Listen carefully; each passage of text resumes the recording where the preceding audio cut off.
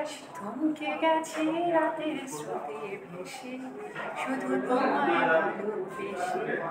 আমার একলা আকাশ থমকে গেছে রাতের স্রোতে ভেসে, শুধু তোমায় ভালোবেসে। আমার দিনগুলো সব রঙিন হলো। হিরো আলম আর হচ্ছে জায়েদ খান, দুইজনের সঙ্গে যদি আপনাকে আজকে অডিশন দিলেন, আপনি সিলেক্ট হয়ে গেলেন, আপনাকে বলা হলো এই দুইজনের মধ্যে একজনের সঙ্গে আপনি অভিনয় করতে হবে, সেক্ষেত্রে আপনি কাকে পাচ্ছেন? হিরো আলম আপনি যেহেতু অডিশন দিতে আসেন, আপনি সিলেক্ট, আপনাকে এই দুইজনের এখন আমি তো আগে শুনবো যে আমাকে আসলে কার জন্য কাজ করা হচ্ছে, এটা তো শুনেই তো আমি আসবো। আপনি যে কোনো একজনকে বেছে নিতে হবে, হয় হিরো যে আলম কোনো না। একটাকে বেছে নিতে হবে। জাহিদ খানকে বেছে নিতে হবে। কেন জায়েদ খান কেন, হিরো আলম নয় কেন? জাহিদ খান কিছুটা মানে অভিনয় কিছুটা পড়াশোনা না হলেও কিছুটা ব্যাকগ্রাউন্ড কিছুটা আছে আর কি, কাছাকাছি মানে অভিনয় নিয়ে কাজ করার অভিজ্ঞতাটা একটু বেশি। জায়েদ খানের ডিগবাজি কেমন? ভালোই তো লাগে। আমরা তো দিতেও পারবো না, এটা তো বিশাল ব্যাপার। আপনি তো নৃত্যশিল্পী, জি, আপনি গান জানেন? আমি গান জানি বলতে হচ্ছে ওই যে আমরা নাচ করার সময় যেসব গান গাই না, আচ্ছা, একটু এই বলা type যাবে? না ভাইয়া, আমি গান ওইটা গাইলে ওটা আবার ভাইরাল টাইরাল হয়ে যাবে, এটা ধরে নাই। কারণ আমার গানের গলা, আমাদের নাচের জন্য গান গাওয়া আর নর্মালি গান শিখি। না, আপনি এখানে আসলেন, অডিশন দিলেন, আসলে আপনি কি করেন? আপনার পরিচয়টা প্রথমে দেন। আমার পরিচয় হচ্ছে, আমার নাম সোহাগী। আমি একজন নৃত্যশিল্পী, নৃত্য কোরিওগ্রাফার, পাশাপাশি হচ্ছে আমি অভিনয় করি। আমি এখানে এসেছি একটা মুভির জন্য অডিশন দেওয়ার জন্য। এছাড়া আমি মিডিয়াতে বিভিন্ন সেক্টরে কাজ করি, যেমন হচ্ছে টিভিসি, ওবিসি, এগুলোতেও কাজ করেছি। আর পরিচয় বলতে এতটুকুই। আচ্ছা, মানে নৃত্যশিল্পী পাশাপাশি অভিনয় করেন আর কি। হ্যাঁ, তো নায়িকা হওয়ার ইচ্ছা আছে?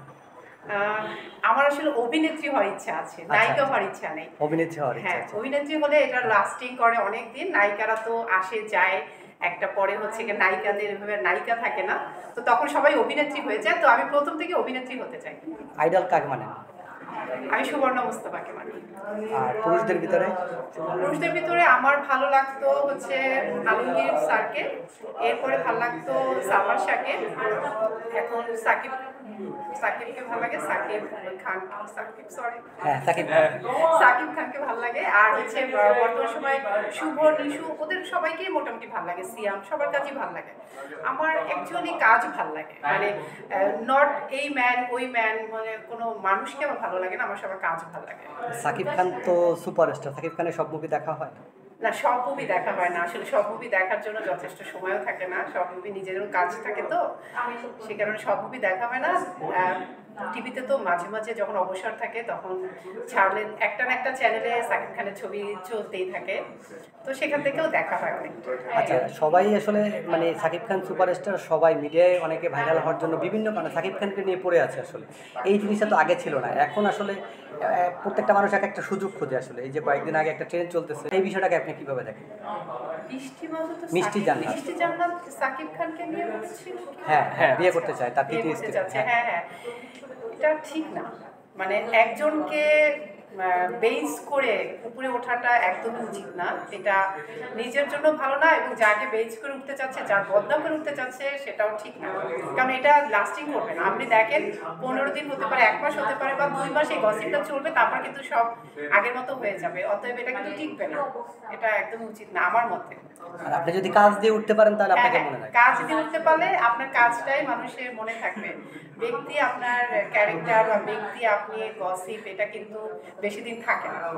মানে এই ভাইরাল হয়ে আসলে কোনো লাভ নাই, আপনি বলতেছেন এটা? এই ভাইরাল হয়ে কোনোই লাভ নেই, কখনোই লাভ নেই। মানে ভাইরাল জিনিসটাই কিন্তু আমাদের আগের যারা নায়িকা ছিল বা এখনো যারা ভালো কাজ করছে, তারা কিন্তু ভাইরাল হচ্ছে না, তারা কিন্তু তাদের কাজ দিয়ে একটা জায়গা করে নিচ্ছে অডিয়েন্সের মনে।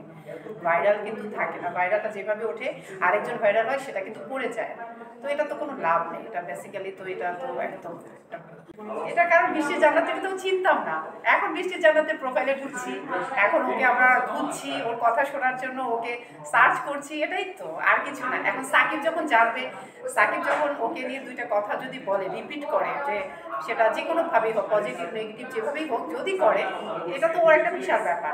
এই কারণে হয়তো বলছে। মানে একটা জিনিস আপনি, বৃষ্টির জান্নাতের সে একজন ডাক্তার, আর সাকিব হচ্ছে একজন হিরো। দুজনের প্রফেশন আলাদা, কে কার যোগ্য কে কার যোগ্যতা রাখে সেটা তো আসলে বিয়েটা তো এটা ব্যাপার না, এটা তো কোনো আর বেসিক্যালি ওদের প্রফেশন যেহেতু এক না, এখানে ওঠা আর নামার তো কিছু নেই। এখন এখানে আমি অডিশন দিতে আসছি মিষ্টি চানা নিয়ে কেন এত কথা হচ্ছে? না, আপনি যেহেতু মিডিয়াতে কাজ করেন আসলে বিষয়টা, মানে যেহেতু এই জিনিসটা চলতেছে। তো সেটা তো আমি আগে আপনাকে বলেছি যে এখন মিষ্টি চানা কি বলছে সাকিব খান কিনে সেটা শোনার জন্য সবাই ওর প্রোফাইলে যাচ্ছে না, এটার জন্যই করছে, কারণ সাকিব কিন্তু ওর ব্যাপারে একটা কথা কোথাও বলে নাই। না। আর বিয়ে করলে করবে, বিয়ে করাটা তো কোনো বিষয় না, এটা যার যার স্বাধীনতা, যে যাকে ইচ্ছে তাকেই বিয়ে করতে পারে। সাকিব খানের দুইটা বাচ্চা আছে, এই দুইটা বাচ্চা সহকারে উনি যদি এখন বিয়ে করে এটা কতটুকু যুক্তি হবে? ওরা দুইটা বাচ্চা আছে তাই বলে সে বিয়ে কেন করতে পারবে না? অবশ্যই সে বিয়ে করতে পারবে, সে আরো বিয়ে করতে পারবে, তো এটা কোনো ব্যাপারই না। বাচ্চা বাচ্চার জায়গায় তার বিয়ে তো তার বিয়ের জন্য জায়গায়। এখন তাহলে পুরো বাংলাদেশের মানুষ সবাই দুইটা তিনটা করে বিয়ে করবে। সাকিব খানকে একাই করে, অনেক তারকারাই করে, অনেক তারকা কেন বাইরে অনেক মানুষ এরকম বিয়ে করছে, কারণ আপনারা দেখেন না একজনের 4 জায়গায় 4টা বউ 4টা অঞ্চলে বের হয়েছে না? সবাই সাকিব খানকে নিয়ে কেন বলছে? এরকম তো অহরহ হচ্ছে। আপনি বলছিলেন যে সুবর্ণ মুস্তাফা আপনার আইডল, তার কোন গুণগুলো আপনার ভালো লাগে? তার সাথে আমার সামনাসামনি কথা হয়েছে, বসা হয়েছে, কাজ দেখেছি। আমার তার অভিনয়, তার ব্যক্তিত্ব, তার পার্সোনালিটি, তার ড্রেস, তার মেকআপ সেন্স সব কিছু খুব পরিচ্ছন্ন, সব কিছু খুব বোঝানো, সবটাই ভালো লাগে তার।